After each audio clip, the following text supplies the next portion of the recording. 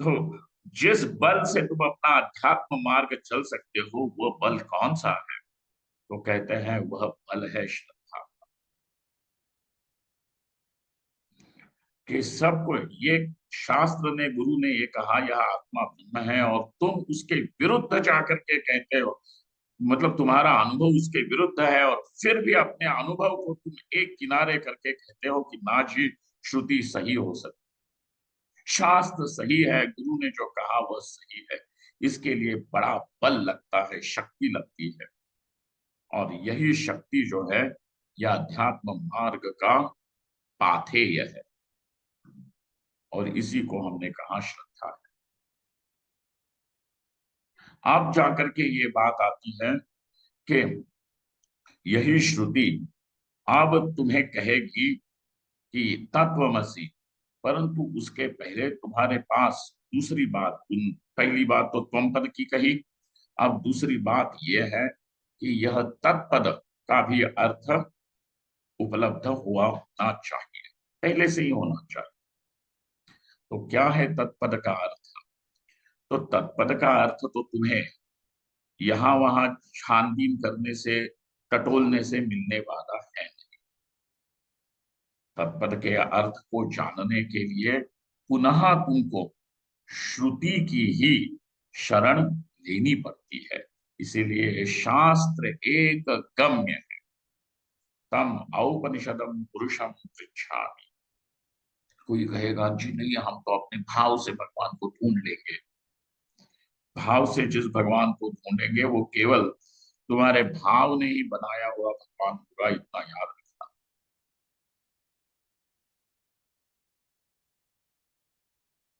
वो तो तुम्हारी कल्पना होगी, और जैसे तुम कल्पना करते हो वैसे तुम्हें चीजें जरूर दिखती हैं, परंतु अब हमारी बात यह है कि हम किसी कल्पना को और कल्पित चीज को नहीं देखना चाहते हैं।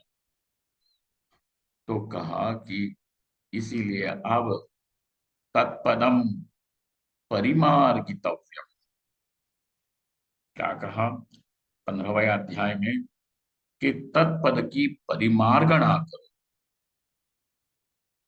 कौन है यहाँ पे बैठे?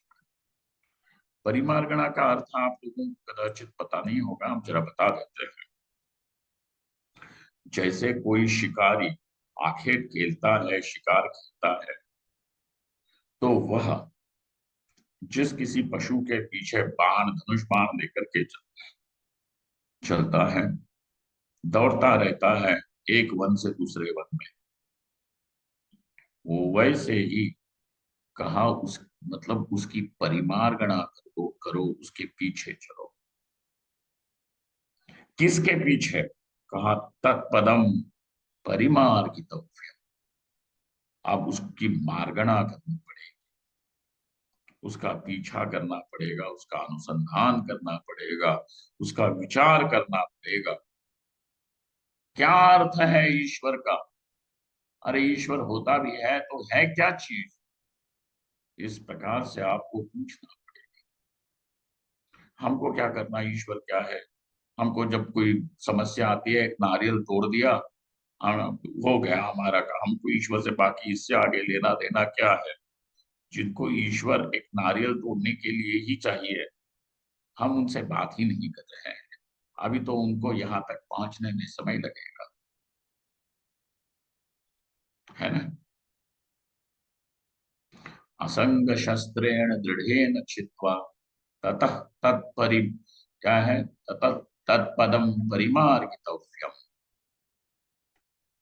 अभी तक जिन लोगों के पैर धसे हुए हैं मेरा तेरा यह वह करने में ही, उनके लिए ईश्वर सुदूर है, सुदूर है। इसीलिए इन राग द्वेषों से जो उठे हुए हैं, मैं और मेरा तेरा मेरा, इन चीजों से जब कुछ किंचित भी उठे हुए हैं, अब उनके लिए ये संभव होगा कि ईश्वर की परिमार्गणा करें।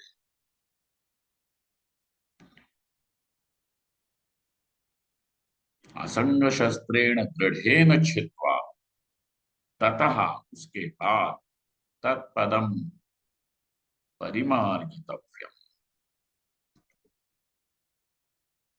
वास्तविकता तो ये है कि आपका अध्यात्म तो शुरू तब हो जाता है कि जब राग द्वेष ये सब ढीले पड़ के गलने लगते हैं तब।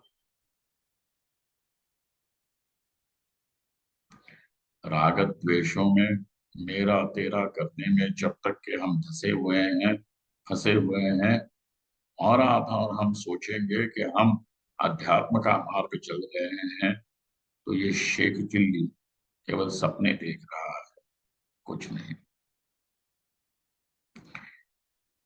अब तत्पद को समझने के लिए केवल इतना ही आप संक्षेप में हम बता रहे हैं आपको कि तत्पद का अर्थ होता है जगत कारण। कहा कौन है ये परमेश्वर? कहते हैं ये परमेश्वर इस जगत का अभिन्न निमित्तोपादान कारण है। अभिन्न निमित्तोपादान कारण का अर्थ होता है, उपादान का अर्थ होता है मसाला, मटेरियल। और जैसे घड़े का उपादान कारण होता है मिट्टी, और घड़े का निमित्त कारण होता है कुम्हार। जो भी जो भी कार्य होगा, इफेक्ट, कार्य का अर्थ होता है इफेक्ट, कार्य होता है उसके मूल में कारण बैठा हुआ है। और कार्य के कुछ लक्षण है। कार्य का लक्षण क्या है? कि कार्य उत्पन्न होता है और नष्ट होता है। ध्यान दीजिए इस बात पे। कार्य के एक लक्षण, कार्य का लक्षण क्या है? कि कार्य उत्पन्न होता है और नष्ट होता है। जैसे घड़ा, घड़ा पहले नहीं था, घड़ा बाद में, तो घड़ा उत्पन्न हुआ। और कोई उसके ऊपर दंड का प्रहार करे तो घड़ा टूट जाता है, नष्ट हो जाता है। तो घड़ा कार्य है, और कार्य होने से उसमें उत्पत्ति विनाश दिखते हैं। तो जहां जहां आपको उत्पत्ति विनाश दिखेगा, वह कार्य है, ये समझ लेना चाहिए। ठीक है। आप कहोगे हमको तो ये जगत उत्पन्न होते हुए दिखा भी नहीं है, और ये जगत नष्ट होते हुए हम देखने के लिए भी नहीं है, उसी के पहले हम ही नाश हो जाएंगे, कहां से रहेगा ये शरीर, है ना? तो आप इस जगत को कार्य बोल रहे हो, और इस जगत का कारण परमात्मा बोल रहे हैं। लेकिन हमें तो उत्पत्ति और विनाश, जो इस जगत का मतलब कार्य का लक्षण है, वो तो इस जगत में दिखे तो सही। लेकिन ये दुनिया कब बनी? और दुनिया का अर्थ यही नहीं कि केवल अपना एक सौर मंडल जो है। आप इसकी कल्पना कीजिए कि ये क्या विचित्र जगत है, इसका विस्तार कितना है, इसकी कल्पना भी नहीं हो सकती।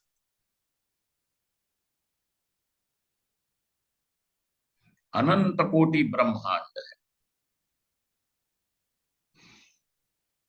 एक कोटि की ही कल्पना करना हमारे लिए मुश्किल, कि एक कोटि में शून्य कितने बैठते हैं, तो वहां पे अनंत कोटि। अब बताओ, इतना विचित्र ये सारा जगत, इस जगत की उत्पत्ति हमने कहाँ देखी? ना ही हम इस जगत के विनाश तक देखने के लिए बैठेंगे। तो आप कैसे कह सकते हो कि ये जगत कार्य है, और इस जगत का कोई कारण है, और उस कारण को हम परमात्मा कहते हैं? क्योंकि आगे बात यही है, पार्वती माता का प्रश्न, कि ये ब्रह्म कैसे, और ब्रह्म का अर्थ है जगत कारण। ठीक है ना? इसीलिए यह जो ग्रंथ है राम हृदय, वह परमेश्वर का तत्पद का विवेचन करने वाला ग्रंथ है। इसमें प्राधान्य किसका है? तो तत्वमसी महावाक्य में बैठे हुए तत्पद का प्राधान्य इस ग्रंथ में है। जिन लोगों के लिए ये ग्रंथ अर्थपूर्ण बनता है उनके लिए वो ज्ञान प्रदायक है, और जो लोग इसको बिना समझे ही, मतलब समझ नहीं सकते इसीलिए इसका नित्य पाठ करते हैं, उनके लिए यह ग्रंथ एक ऐसे विशेष पुण्य को उत्पन्न करेगा।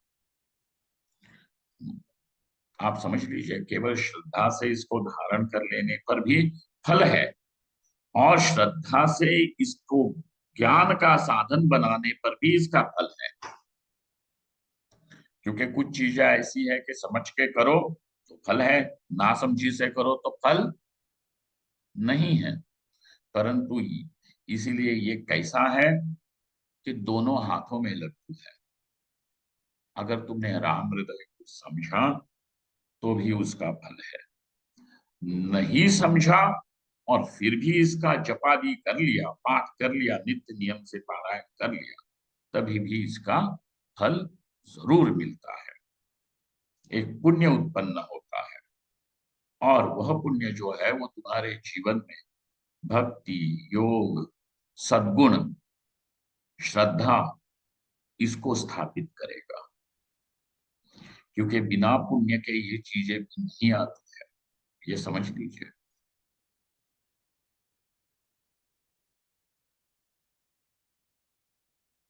मुंह उठा के चल दिए और कोई कहेगा कि हम मुंह उठा के ऐसे ही चल दिया और हो गया हमारा, हाँ हाँ, ब्रह्म ज्ञान हो गए, हम तो हो गया, हम आध्यात्मिक हो गए, साधक बन गए, कुछ नहीं है। पुण्य का बल लगता है, और उसी पुण्य से ही फिर आपके जीवन में उन सद्गुणों का प्रवेश होता है कि जिन सद्गुणों को श्री कृष्ण भगवान कहते हैं यह दैवी संपत्ति है। जिस दैवी संपत्ति के होते हुए ही हम मोक्ष मार्ग पर अग्रगामी हो सकते हैं।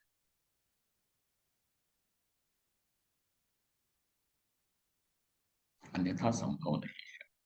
इसलिए भगवान शंकराचार्य विवेक चूड़ामणि में ये बात कहते हैं कि अनेक अनेक अनेक जन्मों के पुण्य परिपाक से, ध्यान दीजिए, अनेक अनेक जन्मों के पुण्य पुंज से ही अब ये संभव हो सकता है कि तुम यहाँ पे वेदांत विचार करने के लिए प्रवृत्त होंगे। नहीं तो ये सुनने में भी दुर्लभ है, समझने में और दुर्लभ है, और उसका अनुभव होना दुर्लभ, दुर्लभतम है। इसलिए आसान नहीं है ना। इसकी दुर्लभता की बात करते हुए कृष्ण भगवान क्या कहते हैं?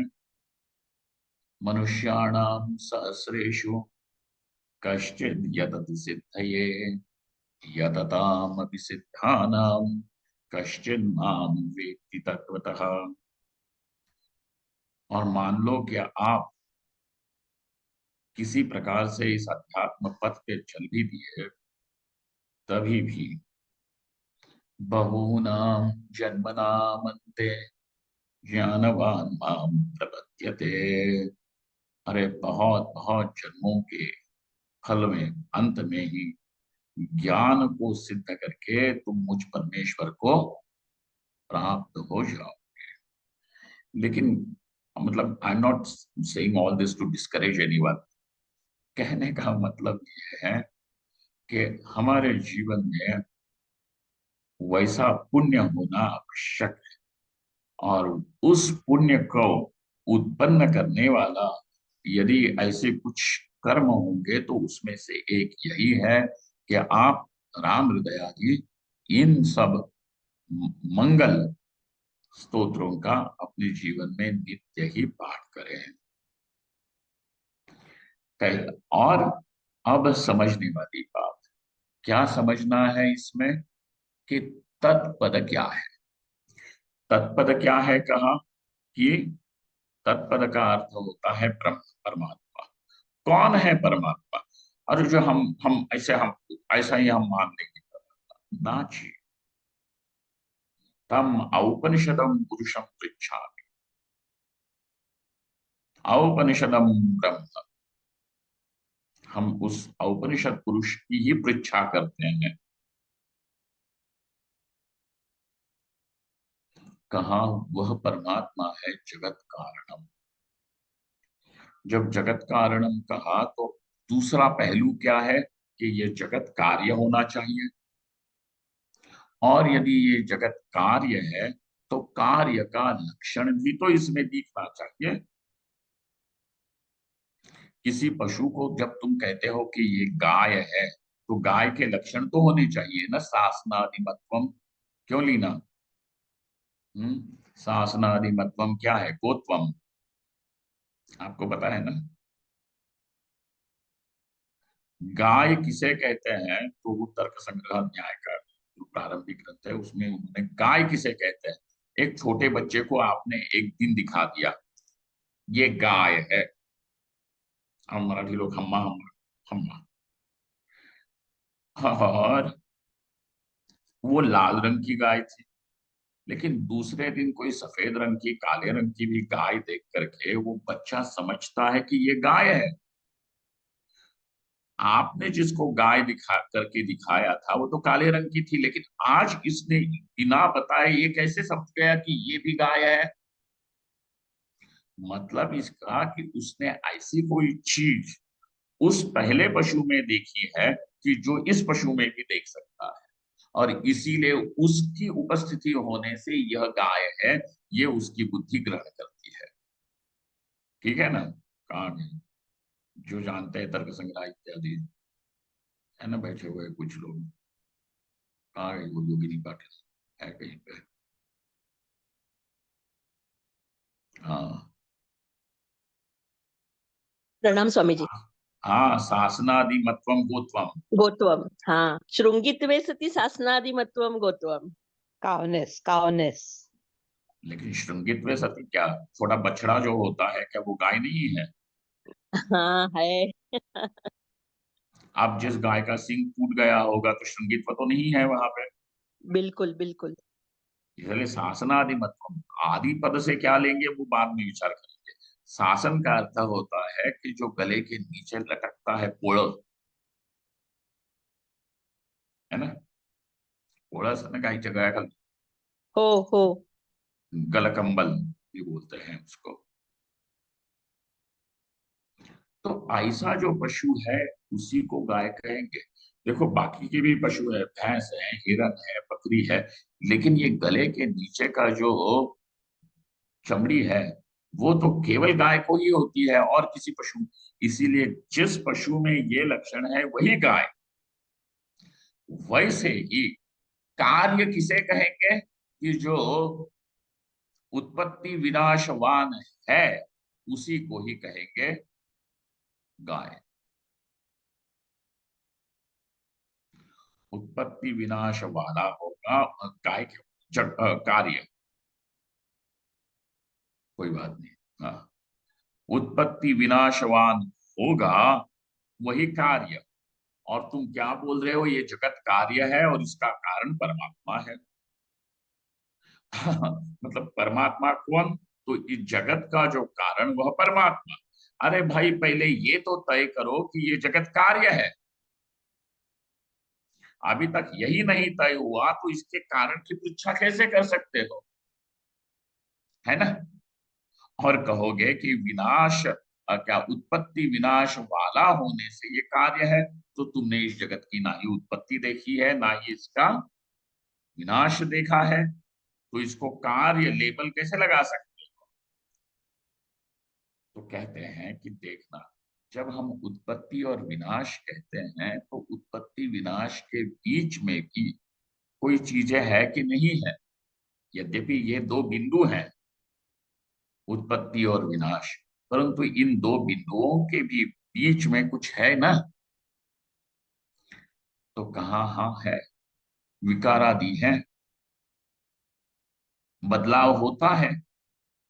घड़ा बना करके भी रखा, तो उस घड़े में भी हवा से, धूप से, वर्षा से रखने से घिसते हैं, थोड़े से वो हो जाते हैं, क्रैक आ जाता है, कुछ ना कुछ होता है कि नहीं होता।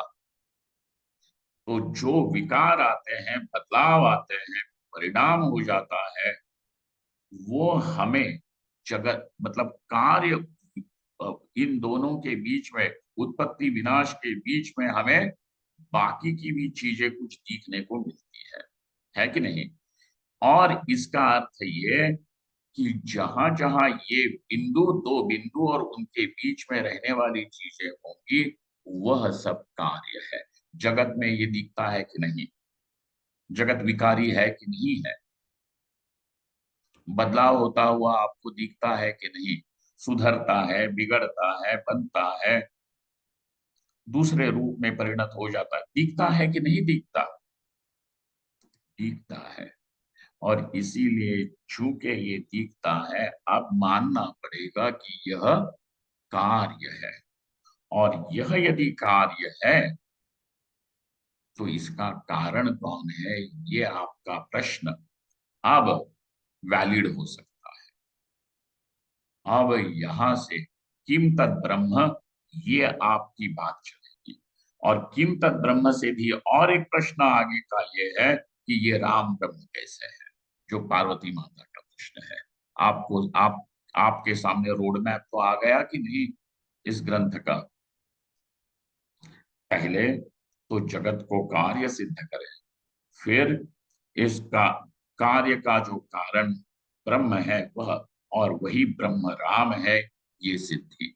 अब यदि आपके पास तत्पद का अर्थ उपलब्ध है, तब तत्वमसी महावाक्य में चल करके आपको वो बोध होगा कि जिस बोध से परमेश्वर को आत्म रूपेण साक्षात करके आप परम शांति को, अत्यंतिक शांति को प्राप्त हो सकते हो।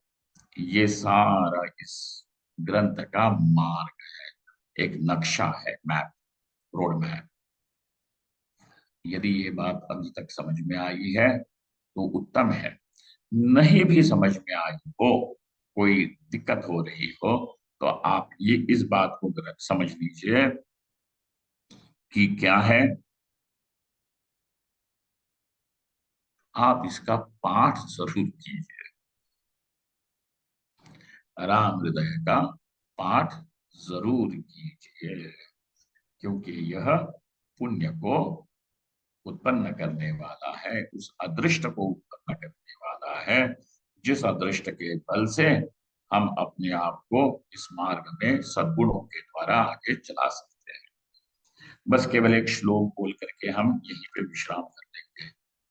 त्वयाद्य भक्त्या परिणोदितोऽहं वक्ष्ये नमस्कृत्य रघुत्तमन्ते, रामः परात्मा प्रकृतेरनादिः आनन्द एक पुरुषोत्तमो हि त्वमाद्य भक्त्या परिणोदितोऽहम्। और देखिएगा यहाँ पे गुरु शिष्य संवाद के रूप में ही हो रहा है। यद्यपि यहाँ पे शिव पार्वती जगत के माता पिता है, परंतु, है ना, परंतु एक प्रकार से गुरु शिष्य संवाद ही है।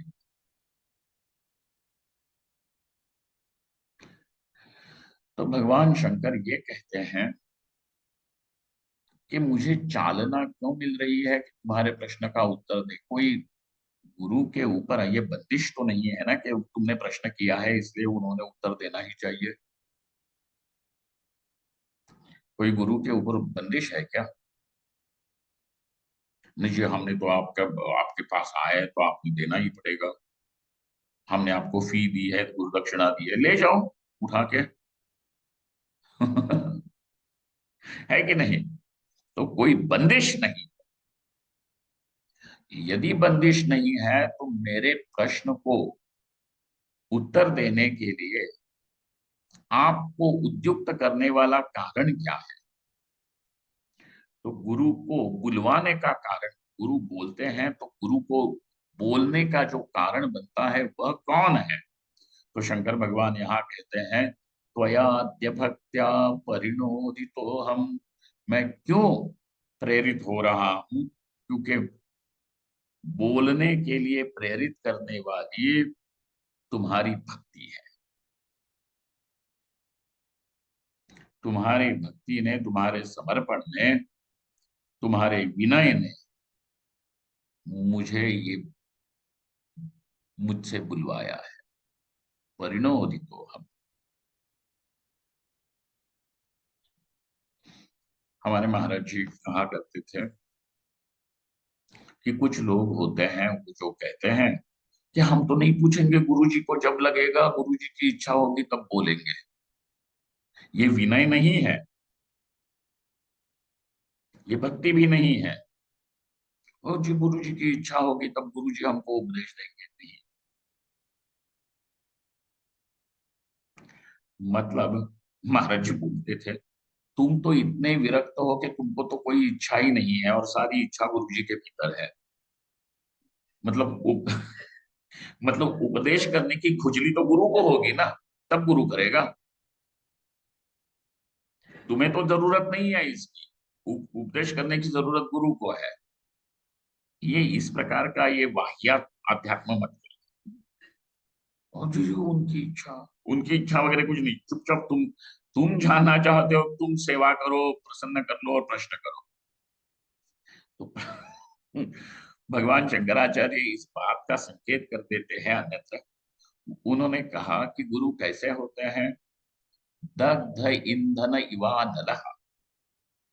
उन्होंने कहा दग्ध ईंधन, मतलब ईंधन जल गया है ऑलमोस्ट। ऐसा अग्नि कि जिसका ईंधन दग्ध हो चुका है।